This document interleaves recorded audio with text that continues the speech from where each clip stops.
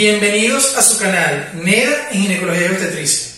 Hoy vamos a hablar acerca de un tema bastante controversial, no solamente para el área médica obstétrica, sino también para las pacientes embarazadas, y es la administración de los inductores de maduración pulmonar. Los inductores de maduración pulmonar es un grupo de medicamentos que son esteroides, que es la betametasona y la dexametasona. Estos dos esteroides son capaces de atravesar la barrera placentaria y producir efectos en el pulmón fetal para que al momento del nacimiento tengan mayor capacidad respiratoria en líneas generales, para no entrar en detalle en esto, y poder responder de manera favorable al momento del nacimiento. Ahora, debemos tener claro una cosa, que estos son medicamentos que tienen efectos adversos, es decir, no son medicamentos inocuos, no son medicamentos como por ejemplo la aspirina o algún medicamento que tiene muy pocos efectos secundarios. No, este es un medicamento de uso delicado, motivo por el cual tiene indicaciones precisas que debemos tomar en cuenta al momento de su administración. Así tenemos que la edad gestacional donde está indicado su uso es entre la semana 24 y la semana 34 con 6 días. Esto en la mayoría de los protocolos internacionales. Existen algunos protocolos debido a que en sus centros de salud existe sobrevida por debajo de las 24 semanas, donde lo están administrando inclusive entre las 22 y las 23 semanas. No es el caso nuestro, el caso de nuestros hospitales a nivel latinoamericano.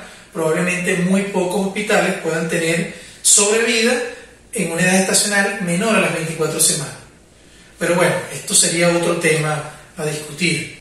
Ahora, el efecto terapéutico del medicamento ocurre 24 horas después de su administración hasta los 7 días siguientes. Es decir, que la indicación formal del medicamento es toda aquella paciente que se encuentre entre la semana 24 y 34 con 6 días y que tenga inminencia de parto dentro de los próximos 7 días.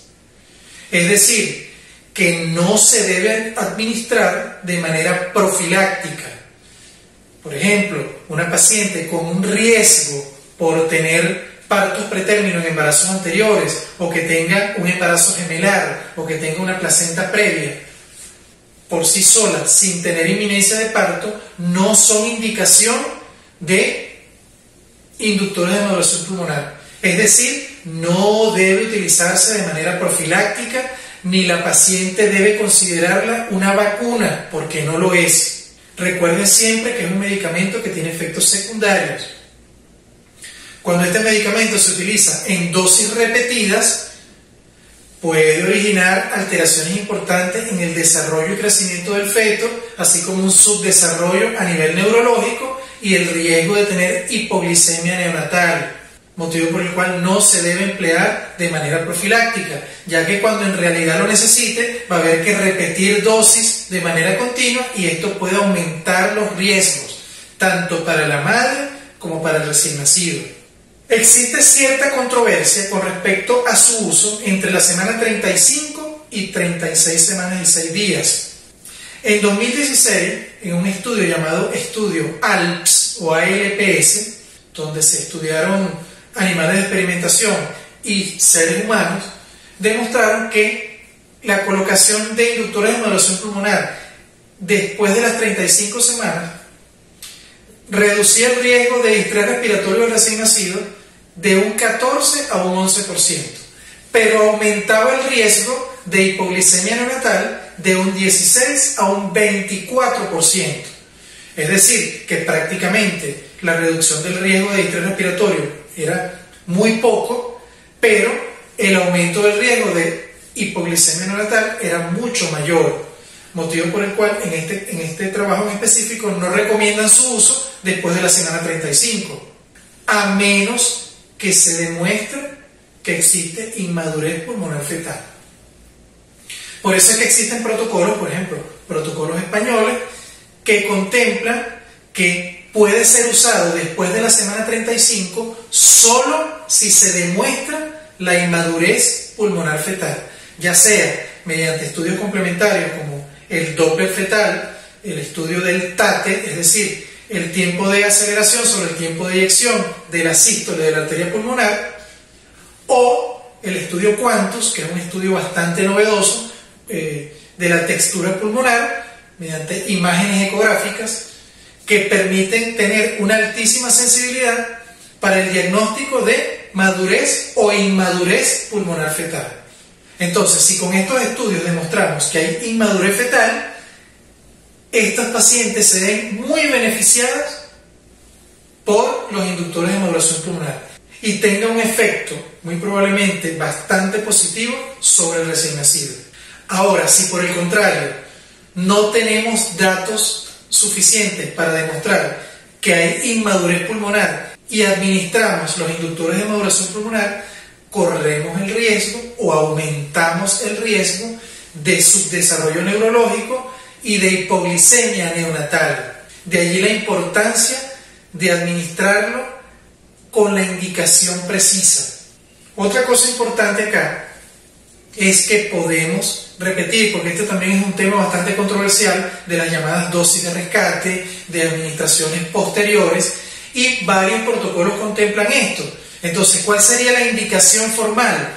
Bueno, si tenemos una paciente que le suministramos los inductores de modulación pulmonar y no tuvieron un parto dentro de los próximos 7 días, ya posterior a los 7 días, no hay beneficio producto de esa administración.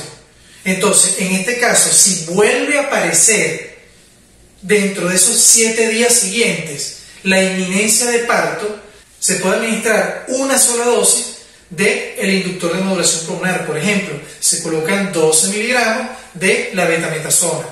En el caso que el riesgo aparezca después de los 14 días, en este caso podemos colocar un nuevo esquema completo de maduración pulmonar, es decir, los 12 miligramos vía intramuscular cada 24 horas por las 2 dosis. Ahora, la mayor parte de los protocolos refieren que durante el embarazo la paciente puede recibir un máximo de 6 dosis de inductores, no más de allí, porque más de allí aumenta el riesgo de resultados adversos, de desarrollo inadecuado desde el punto de vista del crecimiento del feto, desde el punto de vista del desarrollo neurológico y de hipoglicemia neonatal, motivo por el cual su uso debe ser bien estricto, bien establecido. Tanto nosotros como médicos como las pacientes deben tener totalmente claro que los inductores de modulación pulmonar no son vacunas, no son medicamentos que podemos utilizar libremente, tienen efectos secundarios importantes que debemos tomar en cuenta, motivo por el cual su colocación debe ser sujeta a indicaciones precisas. No debemos utilizarlo de manera indiscriminada. La paciente no debe solicitar su colocación. El médico, nosotros como médicos, sabemos cuándo administrarla. Todo recién nacido que nazca a término no va a tener ningún problema desde el punto de vista respiratorio, ni se va a ver beneficiado con el uso de maduración pulmonar. Más bien puede verse perjudicado, motivo por el cual nos unimos a la campaña internacional que une a una cantidad importante, yo diría que la gran mayoría de los obstetras, perinatólogos, especialistas en medicina materno-fetal, para evitar ese uso indiscriminado de los inductores de modulación pulmonar. Los invito a suscribirse a nuestro canal, que le den like a nuestros videos. Estamos bastante motivados a seguir adelante, a pesar de todo, a pesar de las adversidades. Vamos adelante con este proyecto para todos.